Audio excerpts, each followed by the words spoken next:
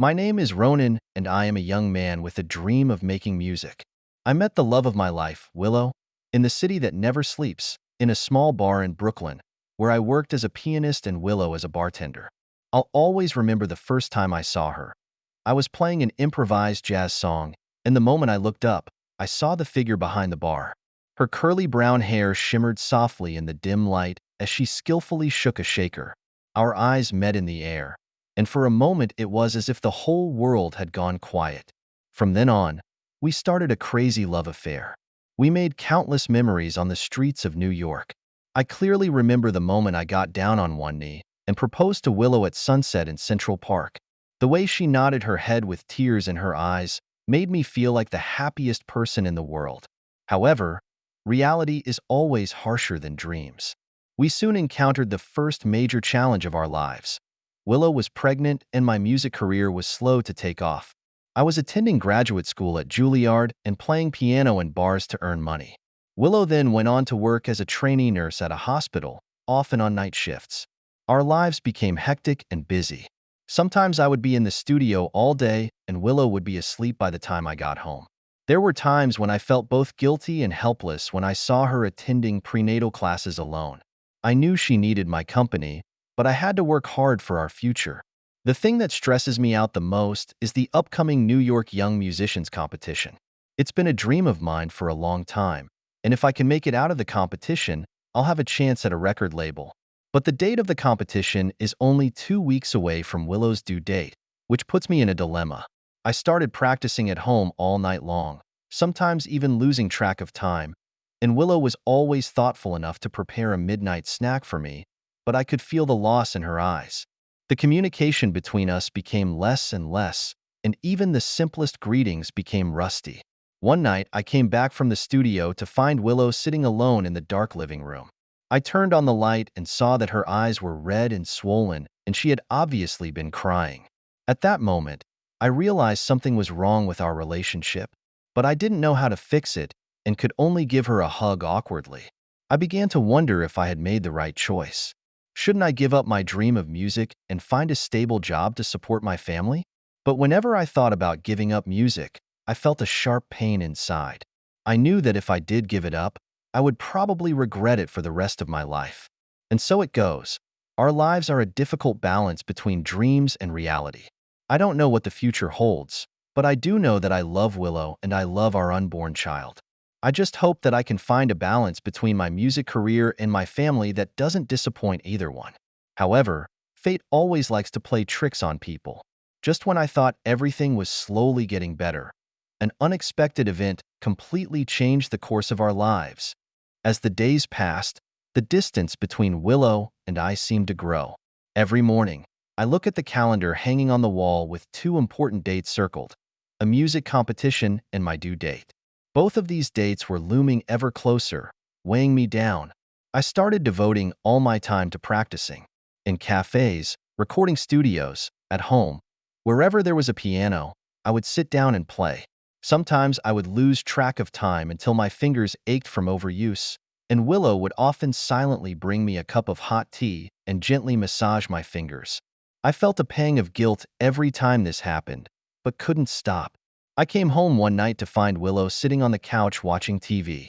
She had a big belly already and looked a little tired. I walked over to her and tried to give her a hug, but she ducked away.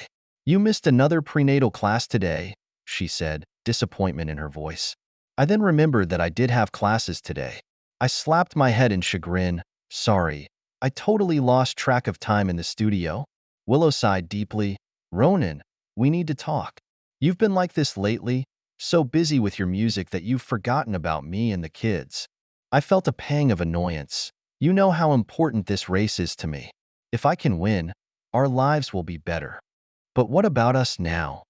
Willow suddenly raised her voice. What about our lives now? Have you ever thought about how I feel? I go to class alone. I go to labor and delivery alone. I even eat dinner alone. The arguments between us became more and more heated. I felt aggrieved and unappreciated, while Willow thought I was neglecting her and the children. Finally, I couldn't take it anymore, grabbed my coat and stormed out the door. The night in New York is always noisy and cold. I walked aimlessly down the street, and before I knew it, I came to the door of a jazz bar. The music coming from inside attracted me, and I pushed the door and walked in. At the bar, I met Eva, a blonde jazz singer. She was about to go on stage and invited me to accompany her. We worked well together, and the music seemed to make me forget all my troubles for a while. After the show, Eva bought me a drink. "You look preoccupied," she said. "Want to talk?" Perhaps it was the alcohol or the need to vent my long-suppressed emotions. I told her all about my recent troubles, and Eva was very understanding. She said she understood how I felt about pursuing my musical dreams and encouraged me not to give up. Before I knew it, we were talking late, and Eva offered to go to her house to continue the conversation, saying she had some great records she wanted me to listen to. I hesitated, but agreed. Eva's apartment is filled with records and instruments and is full of art. We listened to jazz while continuing to talk. Somehow, Eva suddenly came close to me. I could smell her faint perfume and see the sparkle in her eyes. At that very moment, I ghostly kissed her. That kiss only lasted a few seconds, but it was enough to destroy my entire world. I pushed Eva away violently and stormed out of her apartment in a panic.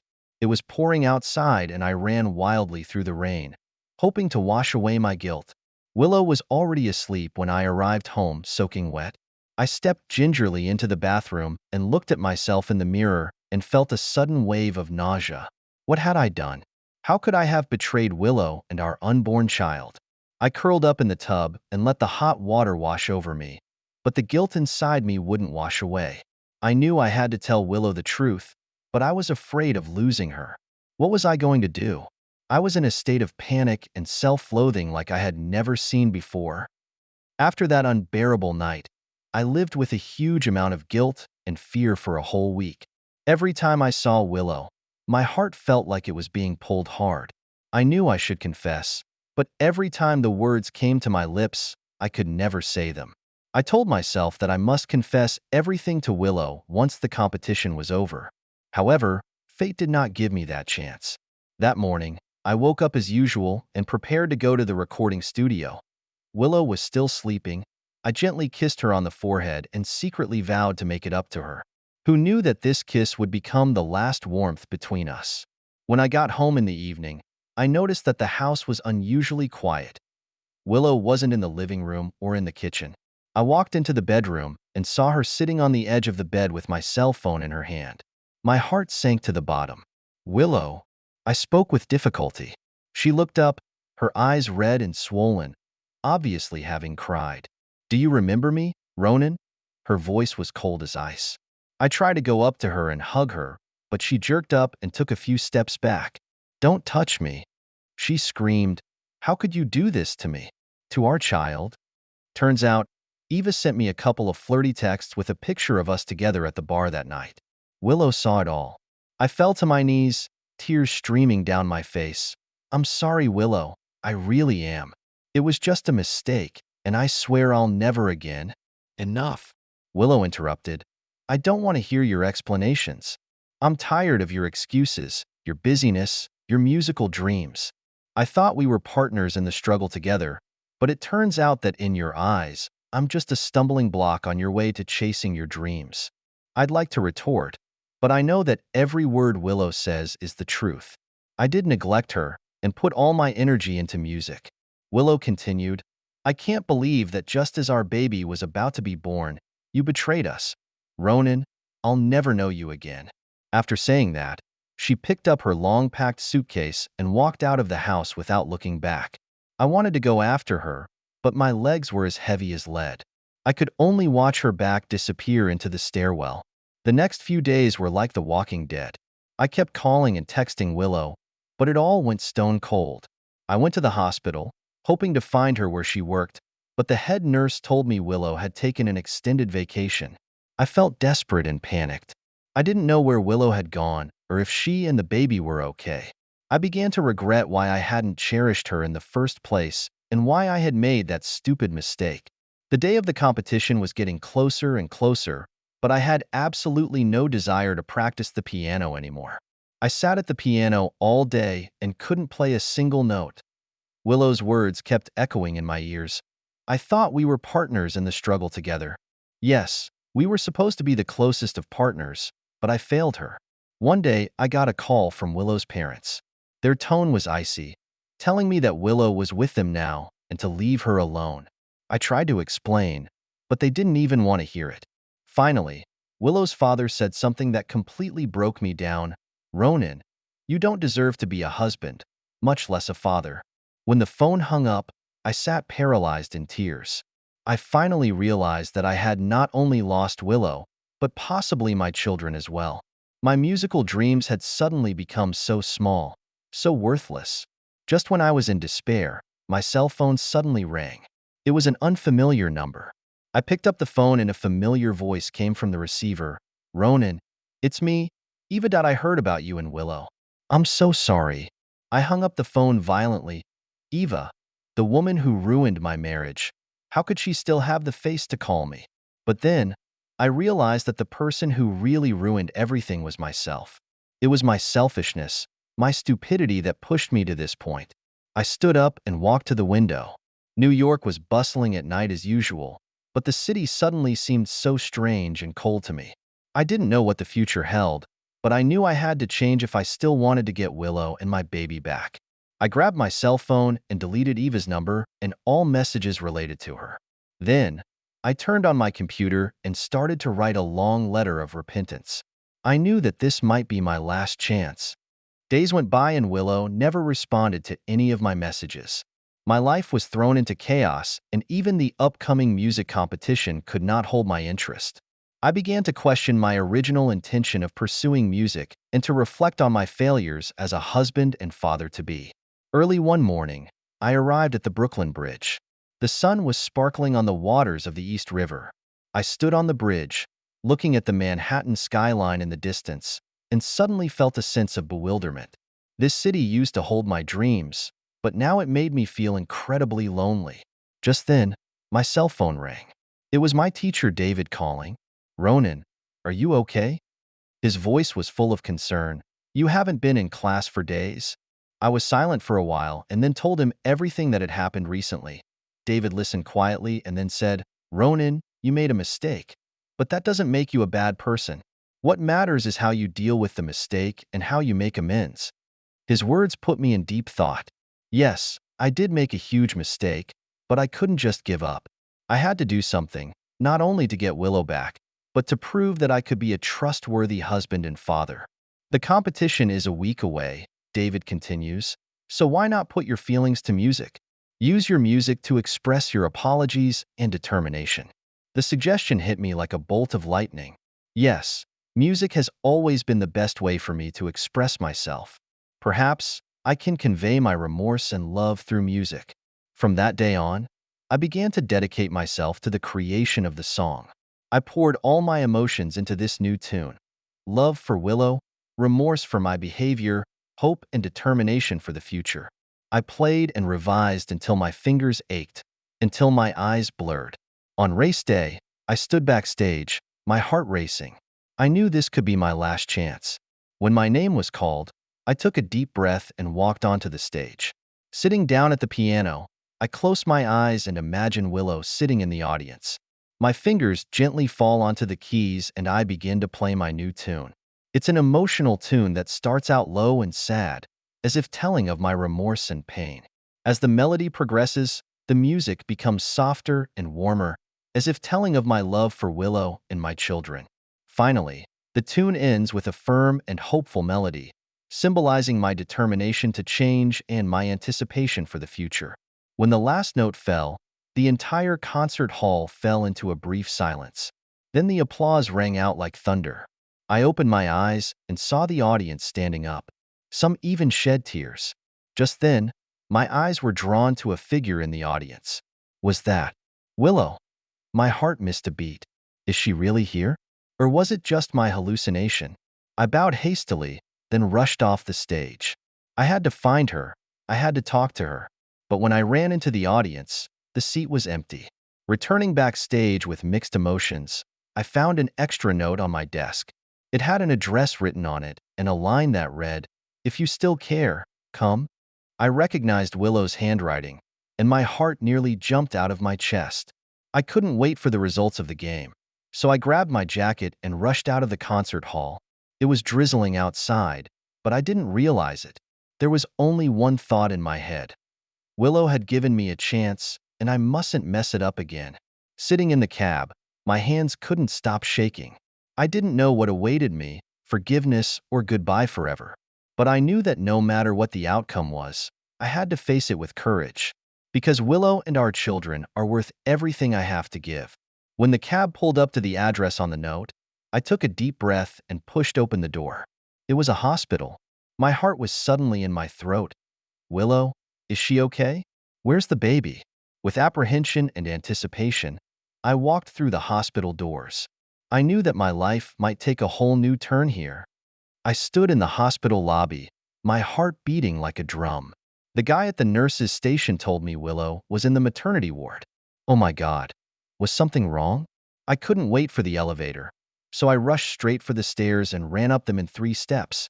When I arrived at the maternity ward, I saw Willow's parents sitting on a bench in the hallway. When they saw me, they had complicated expressions on their faces. Willow's mother looked away, but her father stood up. Ronan, his voice was low. Willow is in production. The situation, not good. I felt a wave of dizziness and had to hold onto the wall to stay on my feet. Can you tell me the specifics? I asked with difficulty. Premature labor, he said briefly. The doctor said there might be complications. Just then the door to the delivery room opened and a nurse hurried out. Is Mrs. Willow's husband in? She looked around. I immediately stepped forward. I am. May I come in? The nurse nodded. The doctor said the situation is critical and that he needs a family member present. Please come with me. I followed the nurse into the labor and delivery room with a mixture of excitement and fear. My heart broke when I saw Willow lying on the delivery bed. She was pale and sweat soaked her hair. When she saw me, her eyes flashed with surprise and then filled with pain. Ronan, she said weakly. I walked quickly to her and took her hand in mine. I'm here, Willow. Sorry I'm late, but I'll never leave you again. Willow clutched my hand tightly and let out a sudden moan of pain. The doctor was on her other side and said, Mrs. Willow, we need you to push one more time. I watched Willow grit her teeth and push with all her might. I felt her almost crush my hand, but I didn't care one bit. At the moment, I just wish I could share her pain. I see the head. The doctor shouted, Do it again, harder. Willow pushed again, and I could feel her whole body shaking. Suddenly, a loud cry breaks the tension in the delivery room. It's a boy, the doctor announced.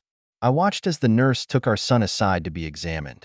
He was so small and fragile, but his cries were so powerful. I felt tears streaming down my face uncontrollably. But my joy was soon interrupted.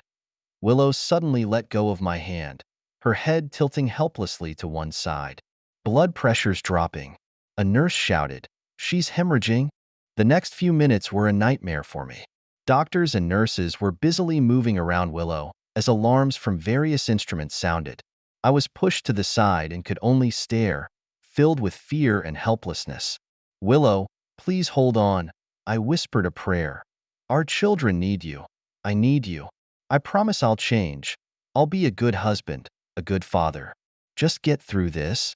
I don't know how long it took, but finally a nurse came up to me and told me, We've got the bleeding under control for now, but the next 24 hours are critical. I sat paralyzed in the corner, feeling all the strength drained from my body. It wasn't until this moment that I truly realized how close I came to losing Willow. My selfishness and stupidity nearly ruined everything. The nurse carried our son. When I picked him up for the first time, a feeling I had never felt before came over me. He was so small and so perfect. I gently kissed his forehead and whispered in his ear, Hey, little guy. I'm your daddy. I'm sorry I almost couldn't meet you, but I promise I'll always be there for you and mommy from now on. Willow was moved to the ICU. I sat at her bedside, holding her hand in one and our son in the other.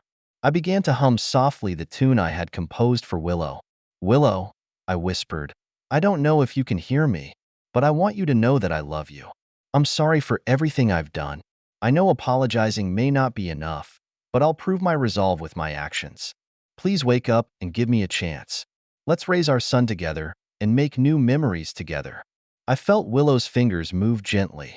Maybe it's just my imagination, but I choose to believe it's a sign of hope. I know there is a long, hard road ahead. But right now, in this hospital room that smells like antiseptic water, holding our son, and looking at Willow's peaceful sleeping face, I feel a peace that I haven't felt in a long time.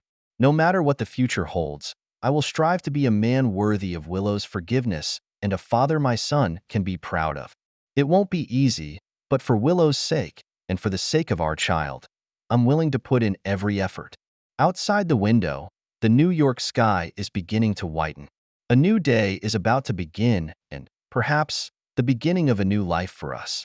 For the next few days, it was as if the pause button was pressed on my life, and the hospital was the only place left in the world.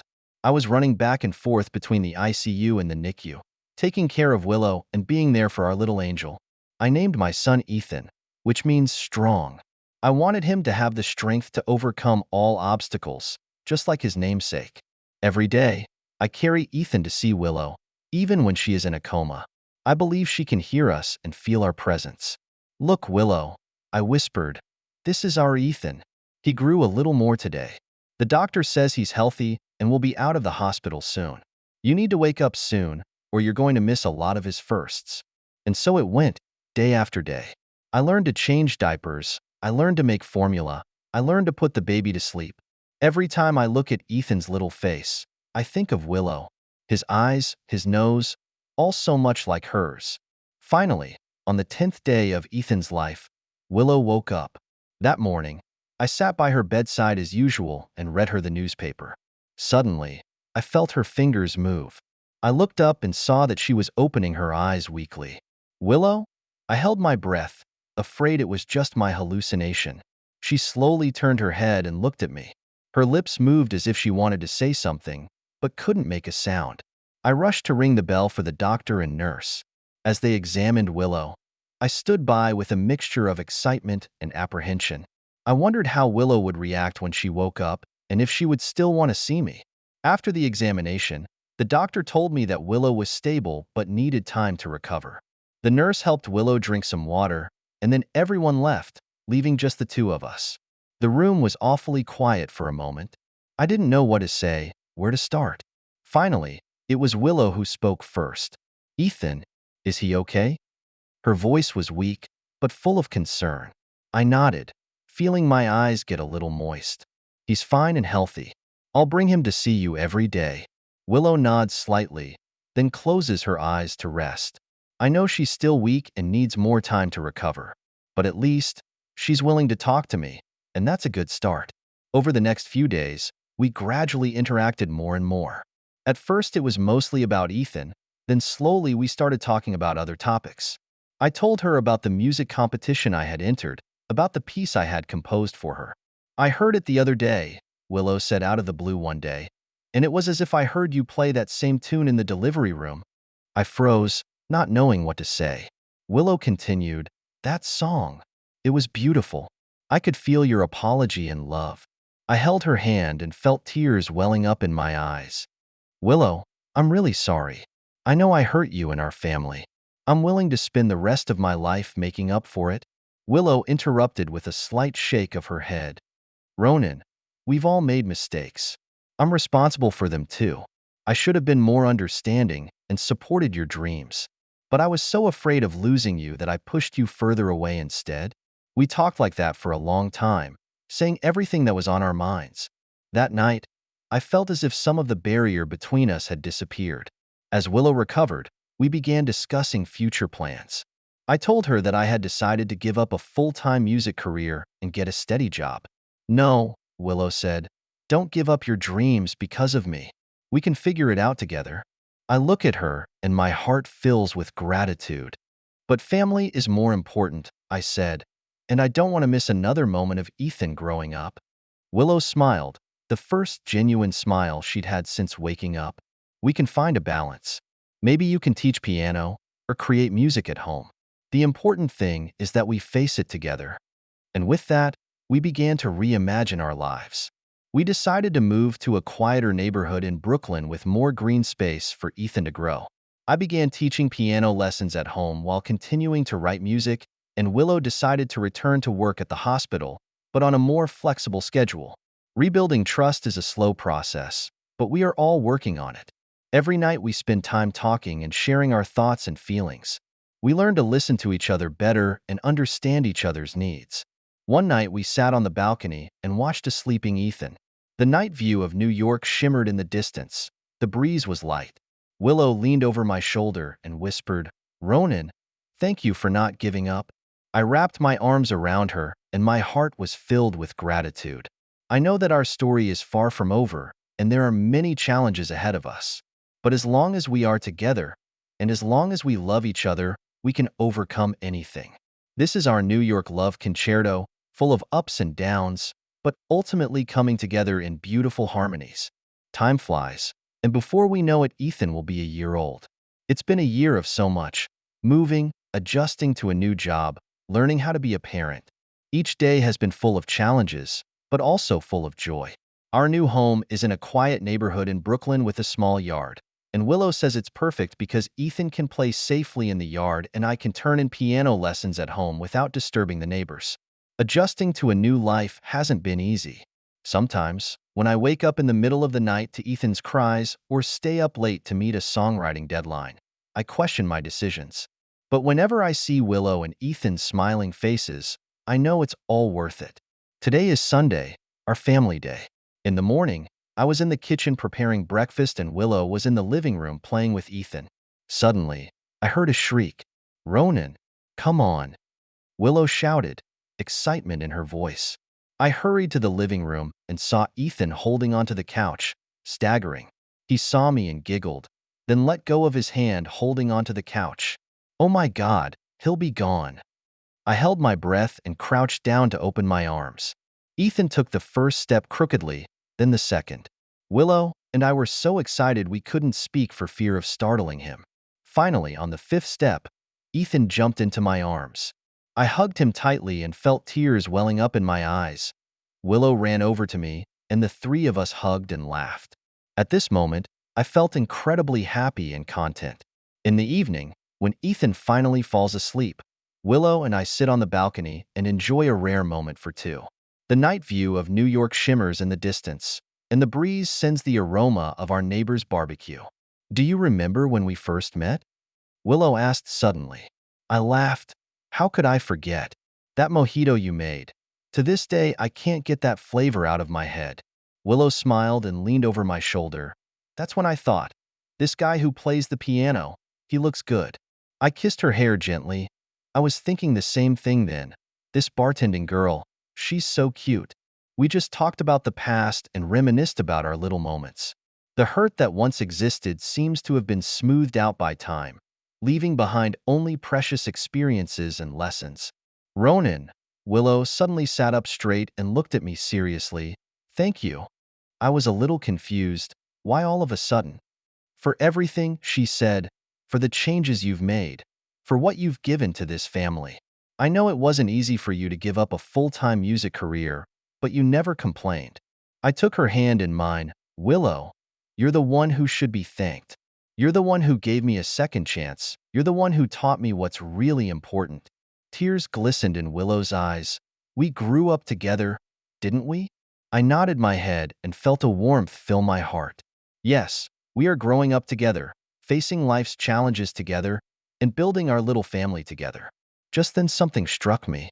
"Wait a minute," I said, getting up and walking into the house. When I returned to the balcony, I had a small box in my hand. Willow looked at me quizzically. I got down on one knee and opened the box. Inside was a simple but elegant ring. "Willow," I took a deep breath. "I know we're married, but after everything we've been through, I want to propose to you all over again. Will you continue to be my wife and face every day of the future together?" Willow froze, then laughed and shed a tear. "You fool," she said. "Of course I do." I put the ring on her finger and then hugged her tightly. At this moment, I felt that our love was like a never-ending concerto that went through lows but eventually struck the most beautiful chords. In the distance came the lilting sound of a saxophone, probably an impromptu performance by some street performer. With the night breeze blowing lightly, everything around us seemed to be the soundtrack of our love. I know that life will not always be smooth sailing. We may still encounter setbacks and difficulties. But as long as we are together, as long as we support and understand each other, we will be able to write the most beautiful music of our lives. This is our New York Love Concerto, a piece of music about mistakes, forgiveness, rebirth, and eternal love. In the city that never sleeps, our story will continue and our love will last forever. 5 years have passed. Today is a special day. I'm standing backstage at the New York Philharmonic Hall, taking deep breaths to calm my nerves. This is the first time I've performed here as a featured pianist, and it's a concerto I've composed myself. I peeked out through a crack in the curtain. The audience was packed, but my eyes quickly locked on two figures in the middle of the front row, where Willow was sitting with our 3-year-old daughter Lily in her arms, and Ethan next to her looking around with a look of excitement on his face. Seeing them suddenly calmed my nervousness. Yes, no matter what happens, my most important people are there, supporting me and loving me. Are you ready, Mr. Ronan? The stage manager's voice brought me back to reality. I nodded and straightened my bow tie. The audience applauded as I walked onto the stage. I bowed to the audience and looked over at Willow, who winked at me and said, "I love you," silently. I sat down at the piano and placed my fingers on the keys. Taking a deep breath, I began to play. The concerto is called New York Love, and it's been a labor of love for me over the past few years. The first movement is stirring and powerful, like a depiction of the passion we felt when we first met. The second movement is low and sad, as if telling of the trials and tribulations we experienced. And the third movement is tender and gentle, like the trust and love we rebuilt. When the last note fell, the room was silent for a second, then erupted into thunderous applause. I stood up and bowed to the audience. When I looked up, I saw Willow and the kids standing in the front row with proud smiles on their faces. After the show, we walked through the streets of New York as a family, Ethan excitedly running ahead of us, Lily sitting on my shoulder, and Willow holding my hand. New York was still bustling at night, but in my eyes, we were the only ones left in the world. "Daddy," Ethan asked, suddenly turning back to me, "why do you play the piano?" I crouched down and leveled with him. "Because music can express feelings that words can't," I said, "just like Daddy's love for Mommy, for all of you. Sometimes it's so strong that the only way to express it is with music." Willow crouched down and put her arms around Ethan and I. "And," she added, "the music brought us together and brought us back together." We smiled at each other and then stood up together. Willow took Ethan's hand and I hugged Lily as we continued to walk forward. There was a light drizzle in the New York night sky, but neither of us offered to take a cab or hide from the rain. Just strolling through the rainy New York streets, I felt so happy I could have overflowed. I know that life will not always be smooth sailing. We may still encounter setbacks and difficulties, but I also know that as long as we are together, as long as we love each other, we can write the most beautiful music of our lives. This is our New York Love Concerto. It has joy, sadness, frustration, and rebirth. But most of all, it is filled with love. In the city that never sleeps, our story continues and our love will last forever. Like that concerto of mine, our lives are a never-ending piece of music, and I, for one, am blessed to be able to work with Willow, Ethan, and Lily on this wonderful piece of music that is ours. A family of 4 on a rainy New York street faded into the night. But I knew that our story, our love, was just beginning. Thank you for taking the time to listen to today's story. If you enjoyed it, please like and subscribe if you haven't already. If you have a story to share about your own or someone else's experience, please feel free to contact me. Take care.